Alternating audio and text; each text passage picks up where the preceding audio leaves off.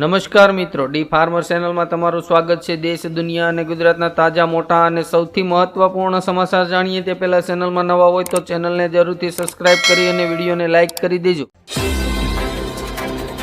કોંગ્રેસના નેતામાં જોરદાર ફફડાટ, હાંકી કાઢવાના નેતાનું લિસ્ટ તૈયાર થયું। ભારતમાં મોબાઈલ ફોનનું ઉત્પાદન 5 લાખ કરોડને પાર।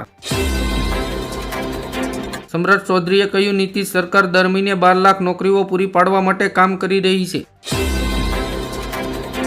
બિહારમાં મુખ્યમંત્રીના ચહેરાને લઈને કોંગ્રેસ અને આરજેડીયુ વચ્ચે ઘર્ષણ। ગુજરાત જીતવા કોંગ્રેસે કસી કમર, સંગઠનને લઈને કરી મોટી જાહેરાત। દેશના 22 રાજ્યોમાં વાવાઝોડા અને વરસાદનું એલર્ટ, ગુજરાતમાં ગરમીનો પ્રકોપ। લખનૌમાં ભીમરાવ આંબેડકરની પ્રતિમા પર અંધાધૂંધ ટોળાએ કર્યો પથ્થરમારો। ચિરાગ પાસવાને કહ્યું, તેજસ્વી યાદવે જંગલ રાજનું ક્રાઇમ બુલેટિન પણ બહાર પાડવું જોઈએ। જમ્મુ કાશ્મીરમાં 1400થી વધુ મંદિરોની મિલકત પર ગેરકાયદેસર કબજો। અમેરિકામાં ઇમિગ્રન્ટ્સ માટે નવો નિયમ, હવે જરૂરી દસ્તાવેજો સતત સાથે રાખવા પડશે। જૂનાગઢ જિલ્લાની તમામ ગ્રામ પંચાયતોના સરપંચોને ડેટ સ્ટોક જમા કરાવવાનો આદેશ। આરબીઆઈએ 17 એપ્રિલે 40,000 કરોડના સરકારી બોન્ડ ખરીદવાની જાહેરાત કરી। ગ્રાહકો માટે ખુશખબર, સરકારી બેંકોએ લોનના વ્યાજદરમાં કર્યો ઘટાડો। ગિરિરાજ સિંહે કહ્યું, મમતા બેનર્જી પશ્ચિમ બંગાળને બાંગ્લાદેશ જેવું બનાવવા માંગે છે। ટ્રમ્પની ટેરિફ રાહત પછી ગોલ્ડિયમ ઇન્ટરનેશનલના શેરમાં 20% ઉછાળો આવ્યો। નવી જંત્રીના દર એપ્રિલના અંત સુધીમાં લાગુ થાય તેવી શક્યતા। આમ આદમીને ઘરનું સપનું રોળાશે, પ્રોપર્ટીના ભાવમાં 29% વધારો। આયુષ્માન કાર્ડ યોજના અંતર્ગત હૃદય રોગની સારવાર રાજ્યની ખાનગી હોસ્પિટલોમાં શરૂ। મણિપુરમાં ફરી રાષ્ટ્રપતિ શાસન લાગુ થવા છતાંય સ્થિતિ બેકાબુ। અમેરિકા અને ચીન વચ્ચે ટેરિફ વોરના કારણે સોનાએ તોડ્યો તમામ રેકોર્ડ, 10 ગ્રામ સોનાના ભાવ 92,000ને પાર। બિલ ગેટ્સની ચોંકાવનારી જાહેરાત, પોતાની સંપત્તિમાંથી 99% દાનમાં આપશે। દેશમાં નેચરલ ગેસનો વપરાશ 2030 સુધીમાં 60% વધશે। સરકારે એપ્રિલથી શૈક્ષણિક સત્ર શરૂ કરવાનો 2020નો ઠરાવ અંતે રદ કર્યો। રશિયા યુક્રેન યુદ્ધ વચ્ચે બ્રિટને યુક્રેનને $580 મિલિયન લશ્કરી સહાયની જાહેરાત કરી। બિહારમાં આંધી વરસાદનો કાળો કહેર, 20 જિલ્લામાં 24 કલાકમાં 61 લોકોના મોત। શેરબજારમાં જોરદાર ઉછાળો, સેન્સેક્સમાં 1400 તો નિફ્ટીમાં 450 પોઈન્ટથી વધુની તેજી। પ્રધાનમંત્રી ઇન્ટર્નશીપ યોજનાનો લાભ મેળવવા માટે ઉમેદવારોએ 15 એપ્રિલ સુધીમાં અરજી કરવી। આકરી ગરમીના કારણે ગુજરાતમાં શ્રમિકો પાસે બપોરે 1 થી 4 કામ નહીં કરાવવા સરકારનો નિર્ણય। સંજય રાવતે સરકાર પર કર્યો કટાક્ષ, કહ્યું, ઘરમાં ઘૂસીને હત્યા કરનાર કુલભૂષણ જાધવને ક્યારે લાવશો? પ્રધાનમંત્રી વિશ્વકર્મા યોજનામાં કારીગરો માટે સરકારની જબરજસ્ત સ્કીમ, 5 લાખની સસ્તી લોન સાથે 15,000 રૂપિયાની સહાય।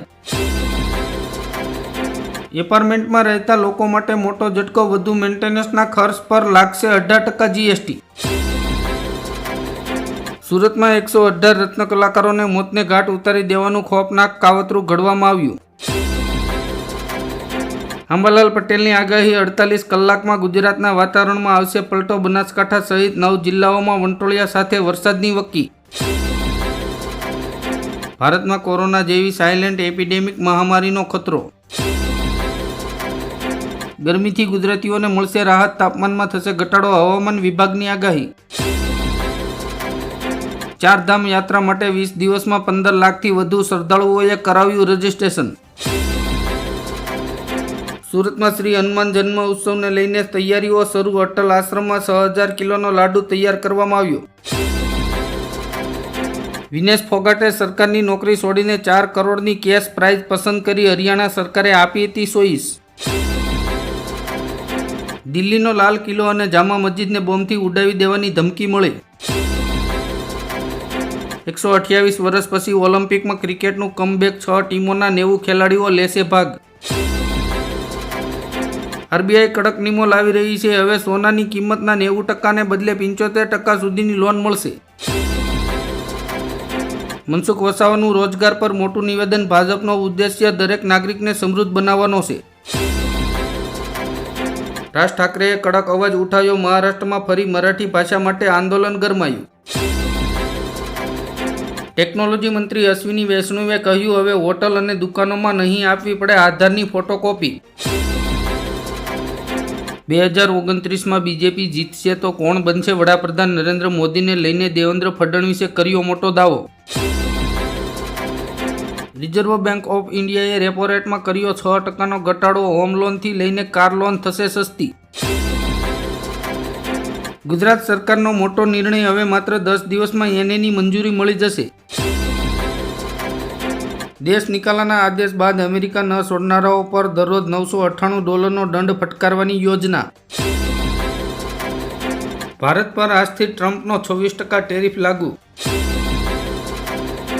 ગુજરાતની ગૃહિણીઓ માટે સૌથી મોટી રાહત. સિંગતેલના ભાવમાં ડબ્બે ₹200 અને કપાસિયા તેલમાં ₹75નો ઘટાડો. ધારાસભ્યોની ગ્રાન્ટમાં ધરખમ વધારો. ગુજરાતના નિર્માણની દિશામાં ભૂપેન્દ્ર પટેલનો મહત્વનો નિર્ણય. યુવાઓ માટે કેન્દ્ર સરકારની પ્રધાનમંત્રી કૌશલ વિકાસ યોજનામાં મફત તાલીમ સાથે મળશે ₹8,000નું સ્ટાઇપેન્ડ. 7 ધાતુઓની નિકાસ ઉપર પ્રતિબંધ મૂકીને ચીને અમેરિકાનું નાક દબાવ્યું. એસબીઆઈ બેંકે એટીએમમાંથી પૈસા ઉપાડવાના નિયમોમાં કર્યો ફેરફાર. હવે પ્રતિ ટ્રાન્ઝેક્શન પર ₹23નો ચાર્જ ચૂકવવો પડશે. કોંગ્રેસ અધિવેશનના મંચ પરથી ગેનીબેન ઠાકોરનો હુંકાર. કહ્યું, 2027માં ગુજરાતમાં કોંગ્રેસ જીતશે. સાઉદી અરેબિયાના પગલાથી વૈશ્વિક બજારમાં ઉથલપુથલ. ક્રૂડના ભાવ ઘટતા મંદીના સંકેત. કાળઝાળ ગરમીના લીધે શાકભાજીના ભાવ આસમાને પહોંચ્યા. ટેરિફથી અમેરિકા દરરોજ 17,000 કરોડની કમાણી કરે છે. અલવરના મુદ્દાનો પડઘો. અમદાવાદમાં પડ્યો. ગંગાજળથી મંદિર ધોવા પર ખડગે રોષે ભરાયા. બંધારણ આરક્ષણ અને દલિત મુદ્દાઓ પર વિવાદાસ્પદ નિવેદનો ન આપો. ભાજપના નેતાને હાઈકમાન્ડનો આદેશ. સુપ્રીમ કોર્ટે કહ્યું, ઉત્તર પ્રદેશમાં કાયદાનું શાસન સંપૂર્ણ પડી ભાંગ્યું. ગુજરાત પોલીસ ખાતામાં મોટો ફેરફાર. 182 એસપીની કરાઈ બદલી. હવે અમદાવાદ હાવડા સહિત 8 એક્સપ્રેસ ટ્રેનો સુરત નહીં જાય. ગુજરાતમાં ઇલેક્ટ્રિક વાહન ખરીદનારાઓ માટે ફટકો. સરકારે બંધ કરી સબસિડી. કંગના રનાવત બોલી, પીએમ મોદી સામાન્ય માણસ નથી, એક અવતાર છે.